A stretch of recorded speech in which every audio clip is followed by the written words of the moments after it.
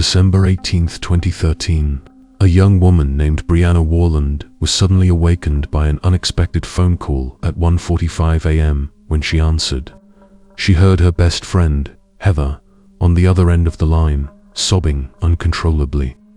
Heather explained that she had just spoken with Sydney, her former lover. During the call, Sydney told her that he had separated from his wife, expressed regret over the end of their relationship, and asked Heather to consider starting over with him. Curious, Brianna asked why Heather had even answered the call. Heather explained that the number had appeared as unknown, which prompted her to pick up after listening and helping calm her friend. Brianna reminded Heather that she had only recently begun to heal from the pain of that breakup and strongly advised her not to get involved with Sydney again. She urged Heather to try to rest and get some sleep.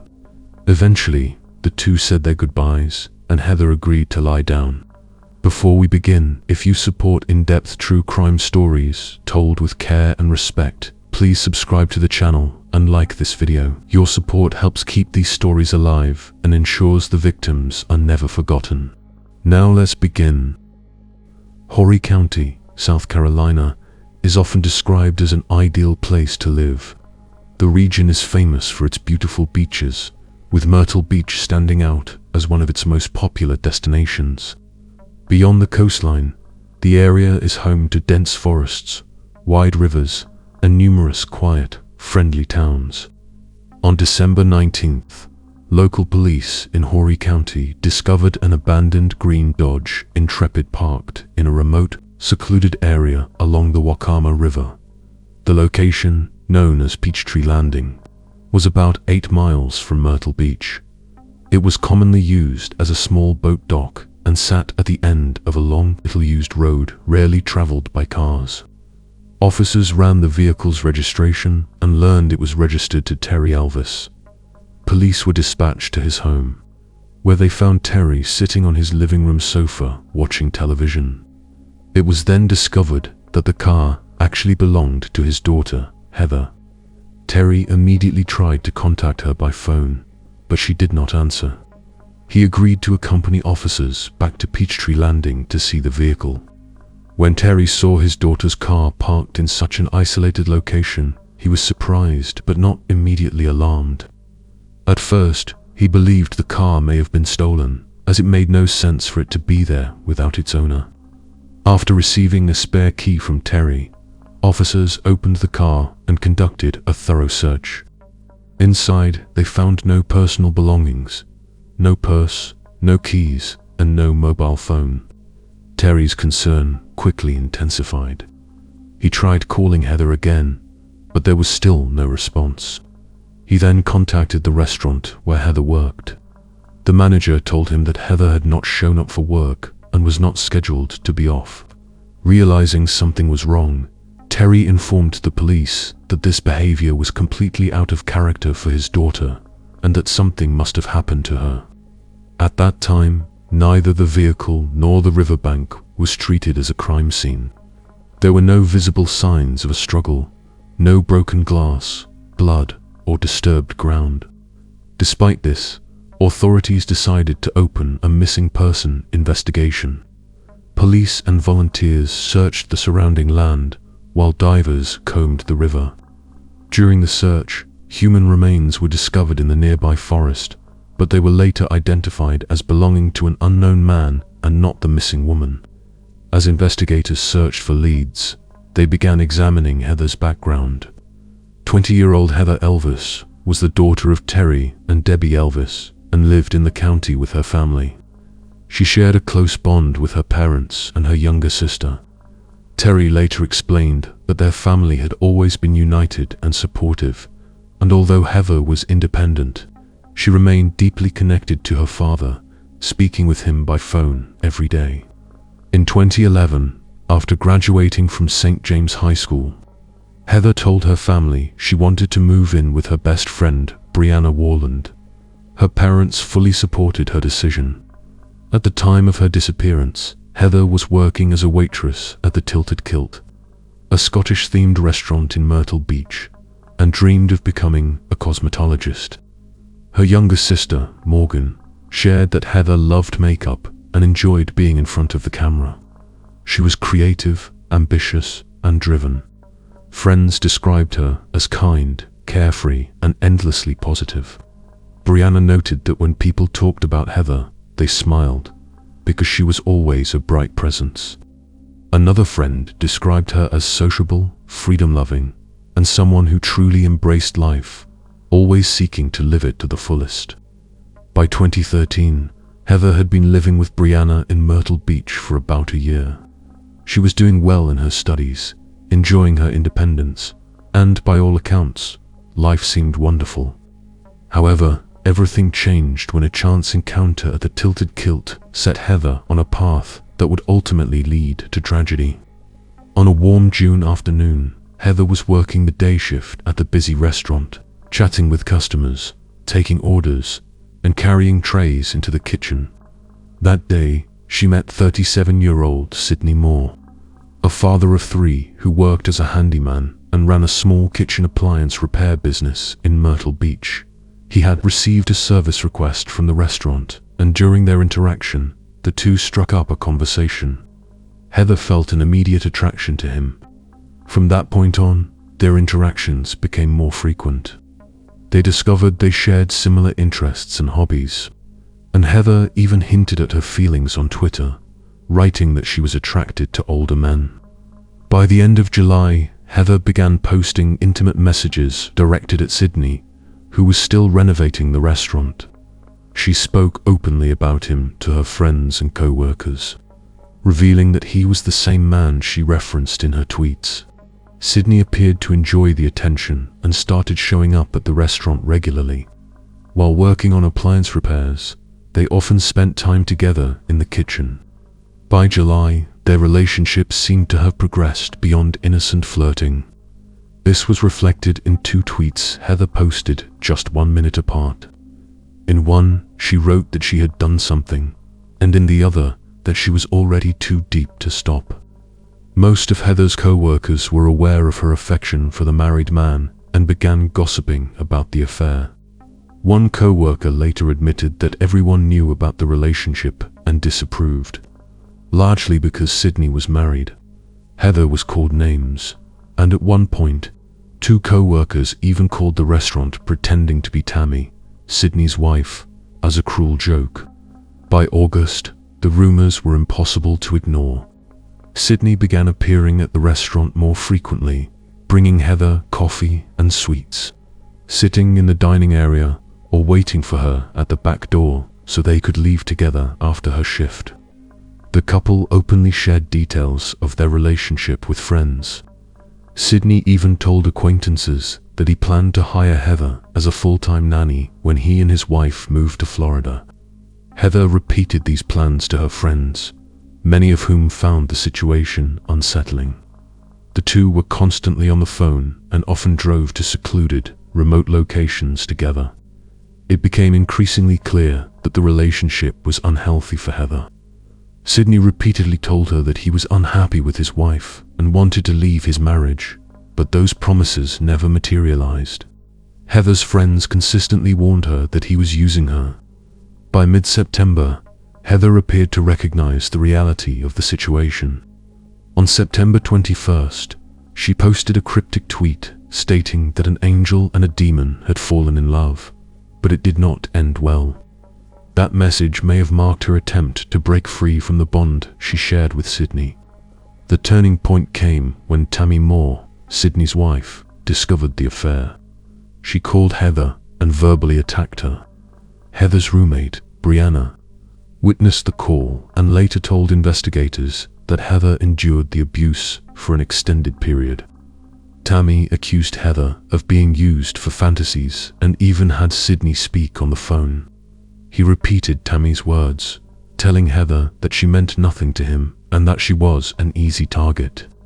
The humiliation devastated Heather and shattered her sense of self.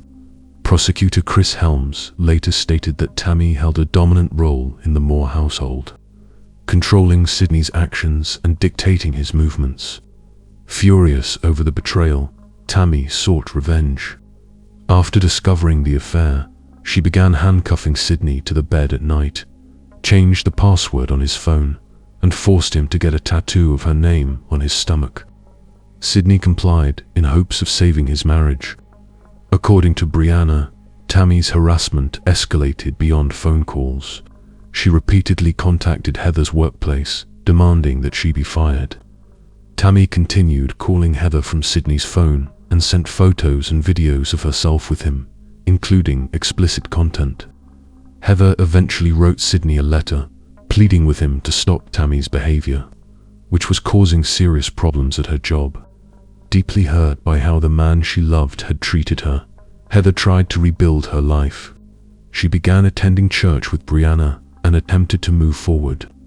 In early November, however, Tammy sent Heather new threatening messages, demanding her address and warning that she would find her regardless.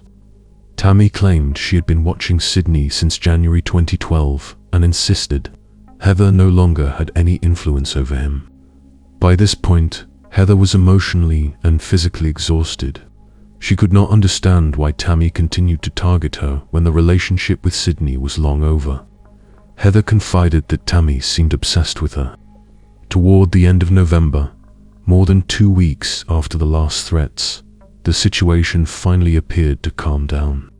Tammy and Sydney left for a 3-day trip to California with their 3 children in a new Ford F-150. With the Moore family out of town, Heather felt a sense of relief, temporarily free from Tammy's harassment. Around the same time, Heather experienced a moment of happiness. She was offered her dream job as a makeup artist at a beauty salon and was scheduled to start before Christmas. Excited and hopeful, Heather shared the news with her friends and family, believing her life was finally moving in a positive direction. However, new fears began to surface in Heather's life, fears that only intensified her already fragile situation with Tammy. In early November, Heather's co-workers at the Tilted Kilt noticed that she had gained a significant amount of weight in a very short period of time. The sudden change alarmed Heather, and she became increasingly worried that she might be pregnant with Sydney's child. Upset and frightened, Heather decided to take a pregnancy test at the restaurant. Her manager, Jessica Cook, later told police that Heather was visibly distressed and terrified that Tammy might do something terrible to her if the pregnancy were confirmed. The test ultimately turned out to be faulty, and Heather never learned for certain whether she was pregnant with Sydney's baby. Heather's best friend also confirmed that when Heather took the test in early November, she had not been intimate with anyone other than Sydney. Despite the fear and uncertainty surrounding a possible pregnancy, Heather remained characteristically optimistic during the winter of 2013. She made a conscious decision to move forward with her life and start fresh. Determined to find happiness and a healthier relationship, she agreed to go on a first date with Steve Gerald, a man she had met briefly and to whom she felt a genuine attraction. Heather and Steve met around 11 p.m. and drove around Myrtle Beach together, admiring the Christmas lights. Later, they stopped in a nearby parking lot where Steve taught Heather how to drive his manual transmission car. Excited by the moment, Heather sent her father a photo of herself sitting behind the wheel, proudly captioned, "I just learned to drive like a true professional." Steve later told investigators that they had arranged a second date. He dropped Heather off at her Carolina Forest apartment at approximately 1:15 a.m. As the investigation into Heather's disappearance stalled, detectives began reconstructing a detailed timeline of events from December 17th and 18th, with few concrete leads. Their attention naturally turned to the last person known to have seen Heather alive, Steve Gerald, the man she had spent the evening with just hours before she vanished. However, after questioning, no evidence of Steve Gerald's involvement was found, and suspicions against him were dropped. Heather's family and friends were shocked that while they were desperately searching for her, appealing to the public, and offering a reward for information, Tammy Moore was actively posting on social media, continuing to insult Heather. This behavior sparked outrage and drew the attention of investigators. On December 20th, After Brianna and Heather's co-workers at the restaurant informed police about the affair between Heather and Sydney, detectives called Sydney in for questioning. During the interrogation, he was evasive and reserved. He claimed he had not been near Peachtree Landing on the night of December 17th, 18th, and insisted he had no contact with Heather, stating he was on a trip with his wife, Tammy, at the time. Investigators believed he was lying but needed concrete proof. They turned to Heather's phone records and call history. By reconstructing her movements on the day of her disappearance, detectives began uncovering crucial clues. According to Brianna, on December 18th, Heather received a 5-minute call from an unknown number. Afterward, beginning at 1:35 a.m., Heather tried calling the number back 9 times, clearly intent on reaching whoever had contacted her. Police traced the call to a payphone near a gas station in Myrtle Beach. Surveillance footage showed an unknown male entering the phone booth exact time Heather received the call. When confronted with this evidence, Sydney initially denied making the call but later admitted that he had contacted Heather, claiming he told her to leave him alone. Tammy Moore was also questioned. She discussed her marriage and the situation but denied any involvement in Heather's disappearance, portraying Heather as living an inappropriate and abnormal lifestyle. Investigators then reviewed additional surveillance footage. Shortly before the call, Sydney was captured on video purchasing a pregnancy test at a local supermarket, claiming it was for his wife. Even more damning was footage from cameras along an isolated road leading to Peachtree Landing. At 3:36 a.m., a Ford matching Sydney's vehicle was seen driving toward the location where Heather's car was later found, then leaving approximately 10 minutes later.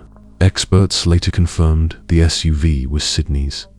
He was the last person Heather spoke to, and investigators believed the last person to see her at Peachtree Landing. Using phone data, detectives reconstructed Heather's final movements. At 2:30 a.m., her phone attempted to call the payphone again, with no answer. She then drove to Longbeard's Bar and Grill in Carolina Forest, staying about 15 minutes before heading toward Augusta Plantation Drive.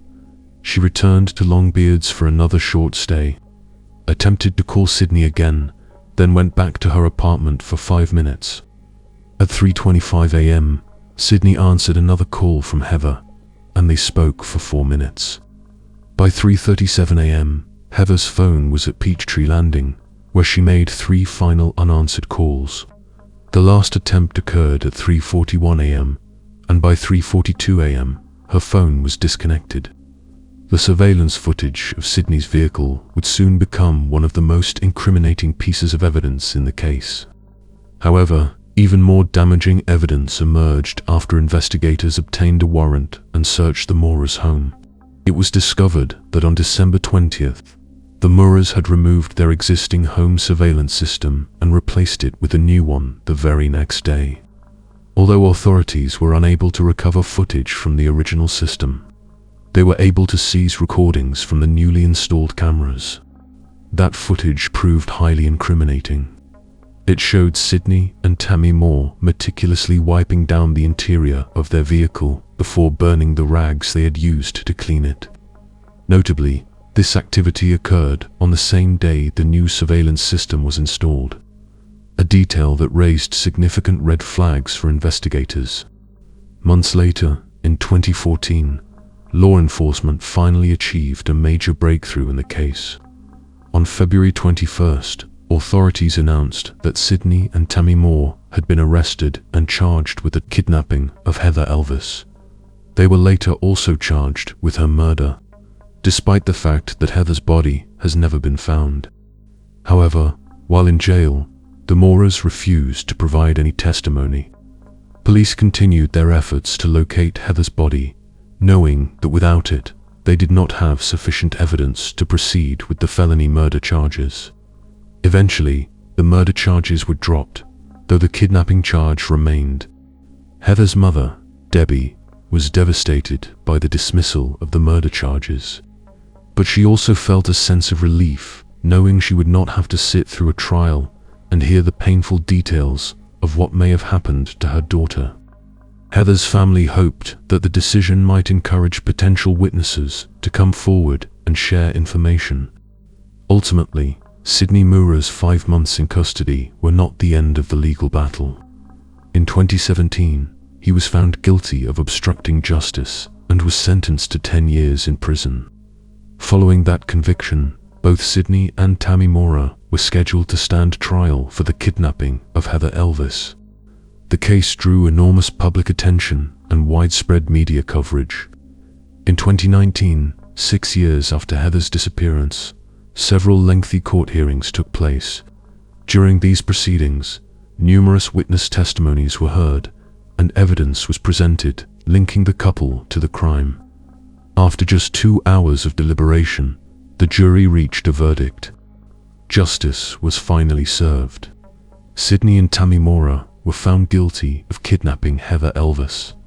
The court sentenced each of them to 30 years in prison for their role in the crime and the associated conspiracy, with both sentences to be served concurrently. After the verdict, Sidney requested permission to address the courtroom. Despite his conviction, he continued to insist on his innocence. He spoke directly to Heather's parents, expressing sympathy and stating that their daughter was a wonderful girl. He said he regretted the tragedy that had occurred and acknowledged, as a father himself, the pain they were enduring. While he admitted that he could not undo what had happened between him and Heather, he maintained that nothing could change the situation now. Following the trial, Heather's parents gave an interview that was deeply emotional and difficult for them. They expressed hope that this would not be the end of the story and believed that one day Sidney and Tammy would finally reveal the truth about what happened. They described Heather as a bright and sincere young woman who suffered at the hands of what they called the deceitful and cruel Mouras. On Heather's birthday, her loved ones organized a memorial campaign at the public park where her car had been found. Community members brought flowers and donations to the site. The funds raised were donated to a missing persons center, serving both as a tribute to Heather and as support for other families searching for answers. To this day, Heather Elvis's body has never been found. Her family continues to post missing person notices every year on her birthday, hoping to keep her story alive and draw attention to her case and others like it. Debbie, Heather's mother, has said she cannot find peace until she knows what truly happened to her daughter. She continues to believe that persistence will one day uncover the truth, and that someone, somewhere, will finally come forward. Thank you for watching. Please subscribe to the channel and don't forget to click the bell icon. Many more shocking stories are still ahead.